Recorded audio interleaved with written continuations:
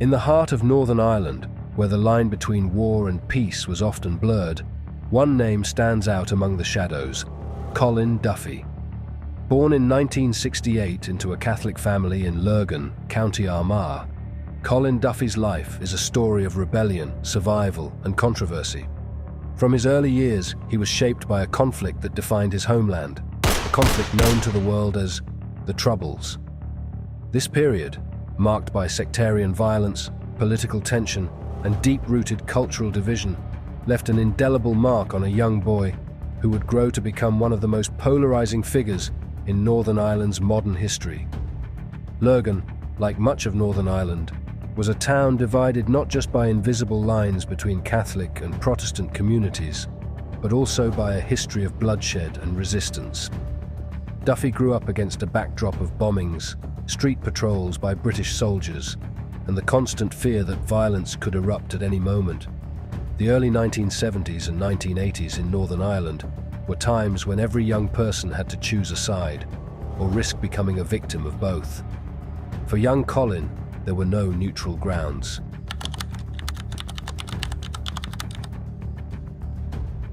From a young age, Colin Duffy was drawn into the whirlwind of Republican ideology. The Irish Republican Army was not just a militant organization, it was a movement that called to the youth of Catholic communities.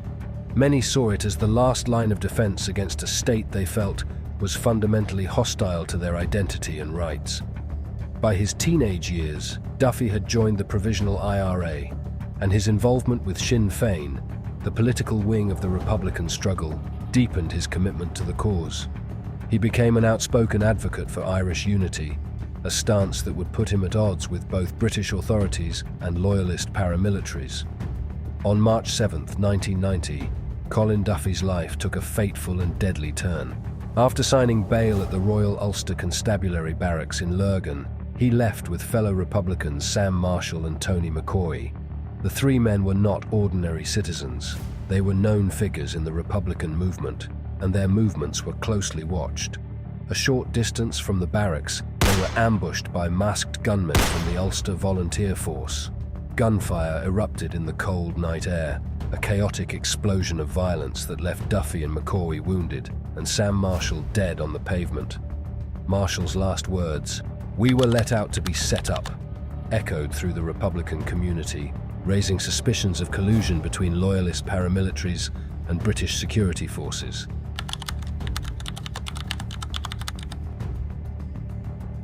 Robin Jackson, a figure infamous in loyalist paramilitary circles, loomed over the attack. Jackson, often referred to as the Jackal, had a reputation for being involved in some of the bloodiest episodes of the Troubles, yet he remained a free man. Witnesses later reported seeing someone matching Jackson's description near the barracks on a previous occasion when the three Republicans had signed bail.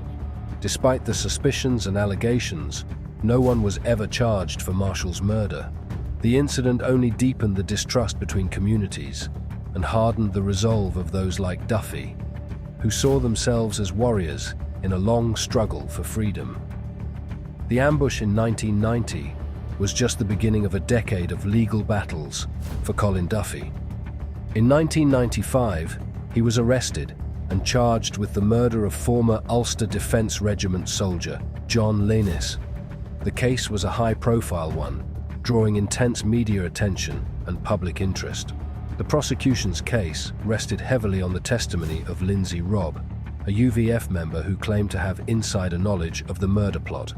However, the reliability of Robb's testimony came into question when he was later arrested in Scotland for gun-running activities. The collapse of Robb's credibility led to Duffy's acquittal, a moment that many Republicans hailed as a victory against what they saw as a corrupt judicial system.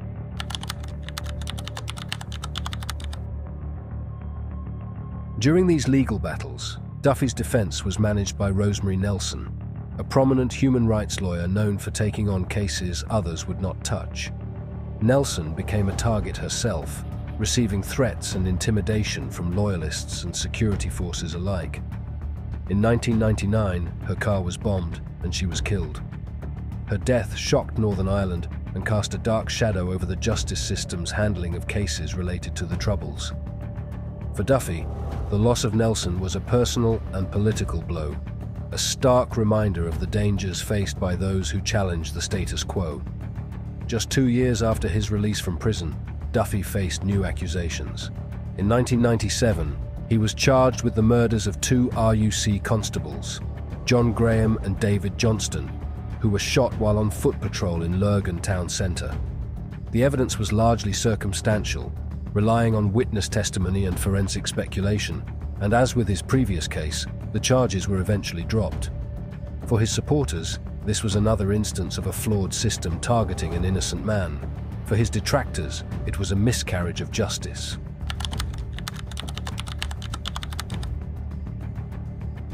As the new millennium dawned, Northern Ireland was slowly transitioning from conflict to peace, yet Duffy's name remained a constant in headlines. In March 2009, he was charged with involvement in the Massereene Barracks shooting, where 2 British soldiers were killed while collecting pizzas from a delivery driver. The attack sent shockwaves through Northern Ireland, coming just days after the police service of Northern Ireland had issued warnings about a resurgence in dissident Republican activity. Duffy's trial was a spectacle, drawing intense media scrutiny and sparking heated debates about the fragility of peace in Northern Ireland.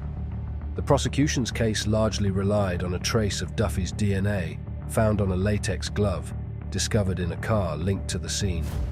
However, the defense successfully argued that the evidence was not conclusive enough to convict him.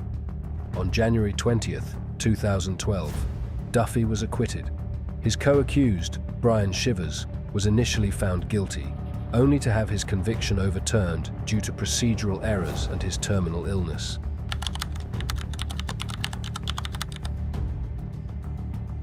The Massereene case did not mark the end of Duffy's public battles. On September 8, 2012, he gave a graveside oration for Real IRA member Alan Ryan, who had been killed in Dublin. In his speech, Duffy described Ryan as a brave Irish Republican and fearless IRA volunteer, calling for continued resistance against what he termed foreign interference in our country. These words did not go unnoticed. They were seen as a provocative reminder that despite the peace process and political agreements, there remained a faction of hardline Republicans unwilling to abandon the armed struggle. Just 2 months after this oration, on November 2nd, 2012, Duffy was arrested again, this time in connection with the murder of prison officer David Black, who was ambushed on the M1 motorway between Lurgan and Portadown. The killing of Black, a high-profile attack on a member of the security services, reignited fears of a return to violence.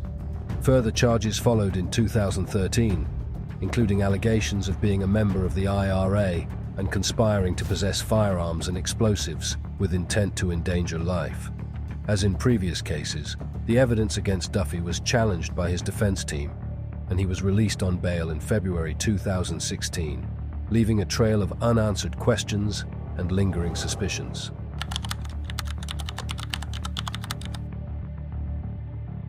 The shadow of the Troubles extended beyond Colin Duffy himself. His family too became deeply enmeshed in the conflict's legacy.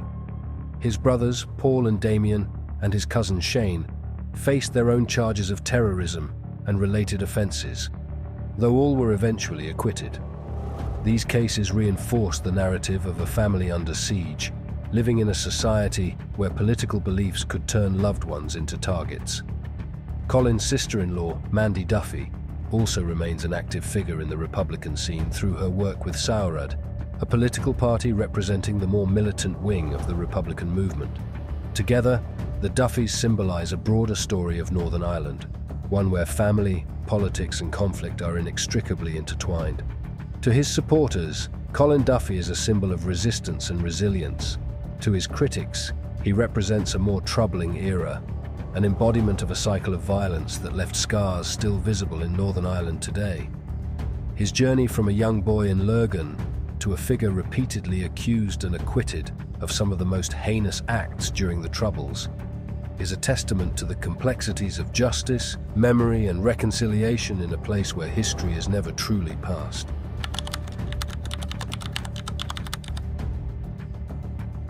Colin Duffy's life is a story still being written.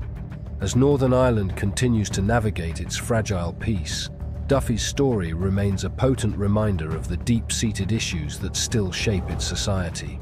The questions linger. Can a region so marred by conflict ever fully heal? Can figures like Duffy find a place in a peaceful future? And what does justice truly mean in a land where every story is shadowed by another? For decades, Colin Duffy has been both a symbol of resistance and a lightning rod for controversy. His life and legal battles reflect the broader struggles faced by Northern Ireland as it grapples with its past and seeks a path to a more peaceful future. Subscribe for more stories that dive deep into the complex history of our world.